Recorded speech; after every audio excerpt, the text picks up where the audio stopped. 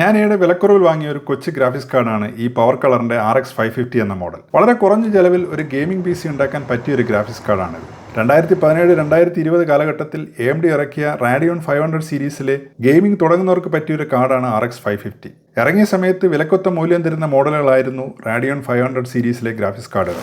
ഇതിലൊരു പുലിയാണ് 8GB VRAM-ഉള്ള RX 580. മിക്ക ഗെയിമുകളും സ്മൂത്തായി കളിക്കാൻ പറ്റുന്ന വില കുറഞ്ഞ ഈ ഗ്രാഫിക്സ് കാർഡിന്റെ വിശദമായ വീഡിയോ ഞാൻ നേരത്തെ അപ്ലോഡ് ചെയ്തിട്ടുണ്ട്. Polaris 12 ആർക്കിടെക്ചറുള്ള RX 550 ചിപ്പിന് ഏകദേശം 50 വാട്ട് പവർ മതി. അത് PCI സ്ലോട്ടിൽ നിന്ന് തന്നെ നേരിട്ട് കിട്ടും. അതായത് നമ്മൾ ഉപയോഗിക്കുന്ന പവർ സപ്ലൈക്ക് പ്രത്യേകം PCI പവർ കേബിൾ ഒന്നും വേണ്ട. 9 വർഷത്തോളം പഴക്കമുണ്ടെങ്കിലും AMD ഇപ്പോഴും ഇതിന്റെ ഡ്രൈവർ സോഫ്റ്റ്വെയർ അപ്ഡേറ്റുകൾ തരുന്നുണ്ട്. RX 550 chip DirectX 12 4K video playback HEVC encoding decoding ഒക്കെ സപ്പോർട്ട് ചെയ്യുന്നതുകൊണ്ട് അത്യാവശ്യം ഗെയിമിംഗ് വീഡിയോ എഡിറ്റിംഗ് ഒക്കെ ഇതിൽ പറ്റും. എന്നാൽ റേ ട്രേസിംഗ് പോലുള്ള പുതിയ ഫീച്ചറുകൾ ഇല്ലാത്തതുകൊണ്ട് ചില പുതിയ ഗെയിമുകൾ ഇതിൽ ഓടില്ല. അതിന് RDNA ആർക്കിടെക്ചറിൽ ഉണ്ടാക്കിയിരിക്കുന്ന RX 6000 സീരീസ് ഗ്രാഫിക്സ് കാർഡൊക്കെ വാങ്ങണം. അത്യാവശ്യം നല്ല AMD ഗ്രാഫിക്സ് കാർഡുകൾ ഇറക്കുന്ന ഒരു തൈവാനീസ് കമ്പനിയാണ് Power Color. Premium 9070 XT graphics card തൊട്ട് ഗെയിമിംഗ് കീബോർഡും മൗസും ഒക്കെ ഇവർ വിൽക്കുന്നുണ്ട്. പവർ കളറിന്റെ Red Dragon RX 550 graphics card ഇന്നും പലയിടത്തും വാങ്ങാൻ കിട്ടും. ഞാൻ ഈ മോഡൽ 2025 ഒക്ടോബറിൽ ഫ്ലിപ്കാർട്ടിൽ നിന്നാണ് ഏകദേശം 3300 രൂപയ്ക്ക് വാങ്ങിയത്.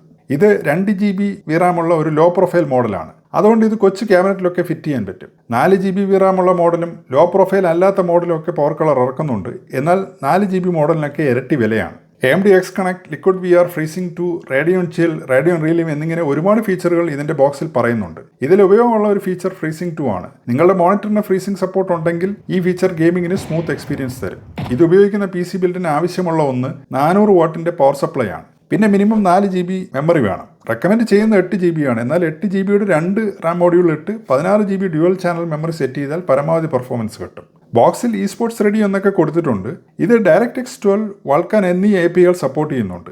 അതിൻ്റെ ഒരു ഗുണം 4 കോറുള്ള Intel i3 8100, 9100 പ്രോസസ്സറുകളൊക്കെ വലിയ CPU ബോട്ടിൽനെക്ക് ഇല്ലാതെ പല ഗെയിമിലും ഓടും. ഇപ്പോഴും ഈ പ്രോസസ്സറുകളുടെ സെക്കൻഡ് ഹാൻഡ് റീഫർബിഷ്ഡ് മോഡലുകൾ വിലക്കുറവിൽ വാങ്ങാൻ കിട്ടും. ഇനി നമുക്ക് ഇതിൻ്റെ ബോക്സിൽ എന്തൊക്കെ ഉണ്ടെന്ന് നോക്കാം. RX 550 graphics card, installation guide എന്നെഴുതിയ ഒരു card, low profile bracket, driver software ഉള്ള CD, ഇത്രയുമാണ് ബോക്സിലുള്ളത്. ഈ കാർഡിലെ QR കോഡ് ഉപയോഗിച്ച് വെബ്സൈറ്റിൽ നിന്ന് ഇതിൻ്റെ മാനുവൽ ഡൗൺലോഡ് ചെയ്യാം. ഗ്രാഫിക്സ് കാർഡിലെ ബ്രാക്കറ്റ് ഊരി മാറ്റി ഈ ചെറിയ ബ്രാക്കറ്റ് ഇട്ടാൽ നമുക്ക് ഈ കാർഡ് കൊച്ചു ക്യാബിനറ്റിനുള്ളിൽ ഉപയോഗിക്കാം. ഈ ഡ്രൈവർ CD നമുക്ക് പുരാവസ്തു ഗവേഷകർക്ക് കൊടുക്കാം. പവർ കളറിന്റെ ഈ RX 550 കാർഡ് കാണാൻ മനോഹരമാണ്. നീളം കൂടുതലും പൊക്കം കുറവുമുള്ള മോഡലാണിത്. ഇതിനെ തണുപ്പിക്കാൻ ഒരു കൊച്ചു ഫാൻ വലതുവശത്തുണ്ട്. ഇതിന്റെ പുറകിൽ ഒരു HDMI പോർട്ടും ഒരു DVI പോർട്ടും ഉള്ളതുകൊണ്ട് വേണമെങ്കിൽ ഒരേ സമയം 2 മോണിറ്ററുകൾ ഡിസ്പ്ലേ കാണിക്കാം. വില കുറഞ്ഞ PC ബില്ലിൽ ഗെയിം കളിക്കാൻ പറ്റിയ ഒരു ഓപ്ഷനാണ് ഈ കാർഡ്. അങ്ങനെ ഒരു ബിൽഡിൽ ഞാൻ ഈ കാർഡ് ടെസ്റ്റ് ചെയ്ത് കാണിക്കാം. ഈ ബിൽഡിന്റെ processor Intel 8th Gen i3 8100 ആണ്. 2000 രൂപയിൽ താഴെ വിലയിൽ കിട്ടുന്ന ഈ പ്രോസസ്സർ ഉപയോഗിച്ചുള്ള ബിൽഡിൽ Windows 11 ഓടും. ഏകദേശം ഇതേ വിലയിൽ കിട്ടുന്ന i3 9100 നിങ്ങൾക്ക് ഉപയോഗിക്കാം. മദർ ബോർഡ് സെബ്രോണിക്സിന്റെ Z310 എന്ന മോഡലാണ്. ഇതിന്റെ വിശദമായ വീഡിയോ എൻ്റെ ചാനലിലുണ്ട്. നിങ്ങൾക്ക് ഇതിന് പകരം വേണമെങ്കിൽ ഏതെങ്കിലും S310 മദർ ബോർഡും ഉപയോഗിക്കാം. ഏതായാലും NVMe സ്ലോട്ടുള്ള മോഡൽ വാങ്ങുക. ഇത് 3500 രൂപ തൊട്ട് 4000 രൂപ വരെ വിലയിൽ വാങ്ങാൻ കിട്ടും. മെമ്മറിക്ക് സിംട്രോണിക്സിന്റെ DDR4 8GB മോഡ്യൂളാണ് ഞാൻ ഈ ബിൽഡിന് ഉപയോഗിക്കുന്നത്. 8GBയുടെ 2 മോഡ്യൂൾ ഇട്ട് 16GB dual channel memory set ചെയ്താൽ പരമാവധി പെർഫോമൻസ് കിട്ടും. വേറെയും പലതരം ബ്രാൻഡുകൾ DDR4 RAM ഇറക്കുന്നുണ്ട്. പക്ഷേ എല്ലാത്തരം മെമ്മറിക്ക് ഇപ്പോൾ തീപിടിച്ച വിലയാണ്.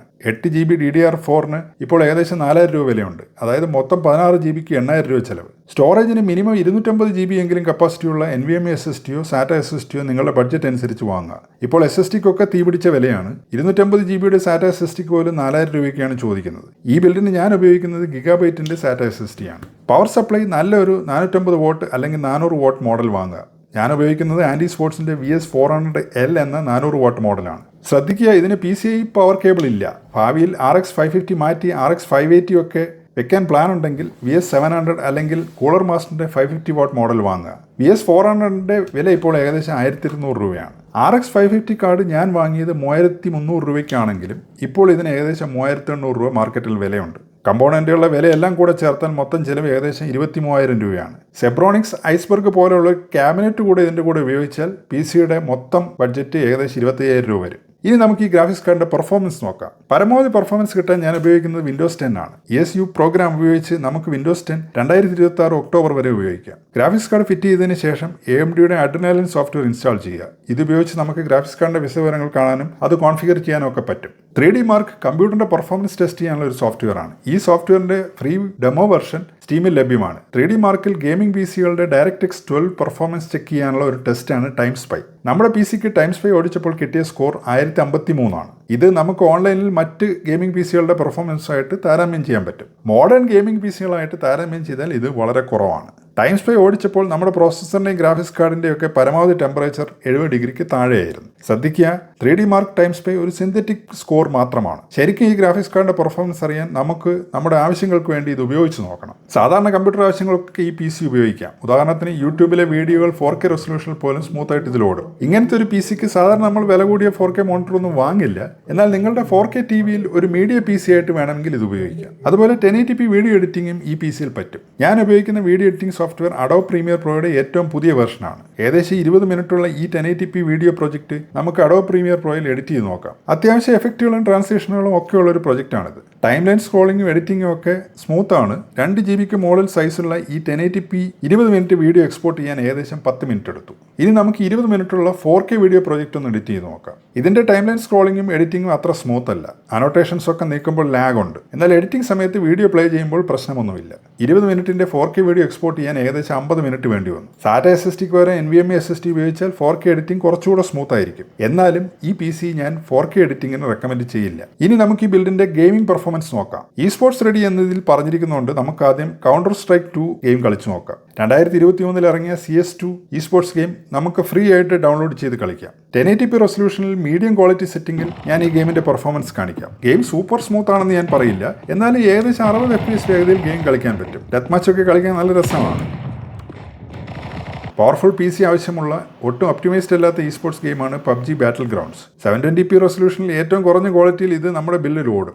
60 FPS ഒക്കെ വേഗത കിട്ടുമെങ്കിലും ഗെയിമിംഗ് അത്ര സ്മൂത്ത് അല്ല. ചില സമയത്ത് ഗെയിം സ്റ്റക്ക് ആകും. PUBG 1080pയിൽ സ്മൂത്തായി കളിക്കാൻ powerful processor, graphics card, memory ഒക്കെ വേണം. GTA 5 ഗെയിമിന്റെ 2 വെർഷനുകൾ ഇപ്പോൾ ഉണ്ട്. 2015 ഇറങ്ങിയ ഒറിജിനൽ GTA 5 ലെഗസി വെർഷനും 2025 ഇറങ്ങിയ എൻഹാൻസ്ഡ് വെർഷനും. രണ്ടിന്റെയും കഥയൊക്കെ ഒന്നാണ്. എന്നാൽ 2025 വെർഷന്റെ ഗ്രാഫിക്സ് മികച്ചതാണ്. ഞാൻ RX 550 ടെസ്റ്റ് ചെയ്തത് 2025 ഇറങ്ങിയ GTA 5 എൻഹാൻസ്ഡ് വെർഷനിലാണ്. ഇത് കളിക്കാൻ ഗ്രാഫിക്സ് കാർഡിന് 4 GB എങ്കിലും VRAM വേണം. 720p റെസൊല്യൂഷനിൽ ഏറ്റവും കുറഞ്ഞ ക്വാളിറ്റി സെറ്റ് ചെയ്താൽ പോലും ആവശ്യമുള്ള VRAM ഏകദേശം 2750 MB ആണ്.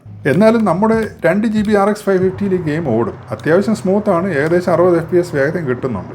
1080p റെസൊല്യൂഷനിൽ കുറഞ്ഞ ക്വാളിറ്റിയിൽ ഏകദേശം 30 FPS കിട്ടും. പക്ഷേ ഇടയ്ക്ക് സ്റ്റക്ക് ആകാനുള്ള സാധ്യതയുണ്ട്. നിങ്ങൾ GTA 5ന്റെ പഴയ ലെഗസി വെർഷൻ ഉപയോഗിക്കുകയാണെങ്കിൽ കുറച്ചുകൂടെ സ്മൂത്തായിട്ട് ഈ ഗെയിം RX 550യിൽ കളിക്കാം. ഇനി നമുക്ക് 2019 ഇറങ്ങിയ Ace Combat 7 എന്ന കോമ്പാറ്റ് ഫ്ലൈറ്റ് സിമുലേഷൻ ഗെയിം കളിച്ചു നോക്കാം. ആദ്യം ഞാൻ 1080pയിൽ മീഡിയം ക്വാളിറ്റിയിലെ പെർഫോമൻസ് കാണിക്കാം. എനിക്ക് ഇഷ്ടപ്പെട്ട ഒരു ഗെയിമാണിത്. സ്റ്റീം സെയിലിന്റെ സമയത്ത് ഏകദേശം 200 രൂപയ്ക്ക് ഇത് വാങ്ങാൻ പറ്റും. ഇത് കളിക്കാൻ ഇതുപോലത്തെ ഒരു ഗെയിം കൺട്രോളറാണ് ബെസ്റ്റ്. ഏകദേശം 30 FPS വേഗതയാണ് 1080p മീഡിയം ക്വാളിറ്റിയിൽ കിട്ടുന്നത്. ഗെയിമിംഗ് സ്മൂത്താണ്.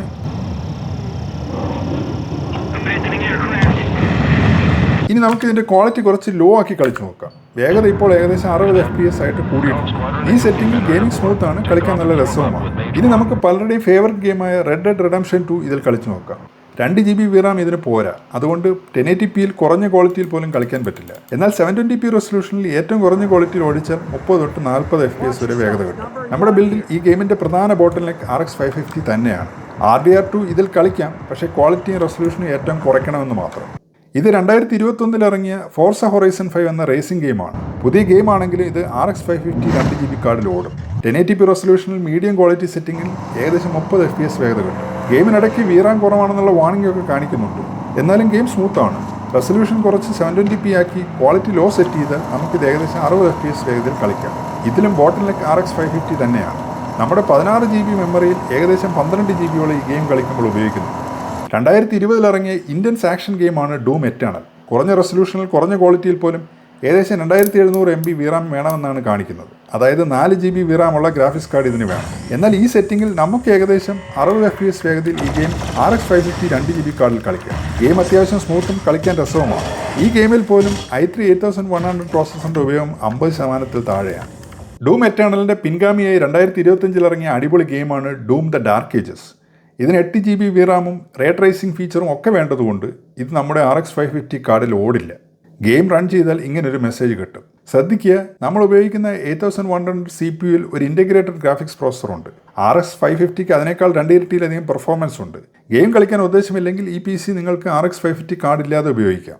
നിങ്ങൾക്ക് കുറഞ്ഞ ചെലവിൽ പുതിയ ഗെയിമുകൾ കളിക്കാൻ റാഡിയൻ 6000 സീരീസിലെ RX 6500 XT ഏകദേശം 12,000 രൂപയ്ക്ക് വാങ്ങാം. 4 GB VRAM ഉള്ള ഇതിന് RX 550യേക്കാൾ 3 ഇരട്ടിയൊക്കെ പെർഫോമൻസ് ഉണ്ട്. പലരും ഗെയിമിങ്ങിന് GT 710, GT 730 ഒക്കെ വാങ്ങുന്നത് കാണാം. അത് അബദ്ധമാണ്. കാരണം 2014 ഇറങ്ങിയ GT 710 കാർഡിൽ വളരെ പഴയ ഗെയിമുകൾ ഓടും. RX 550ക്ക് ഇതിനേക്കാൾ 2 ഇരട്ടിയിൽ കൂടുതൽ പെർഫോമൻസ് ഉണ്ട്.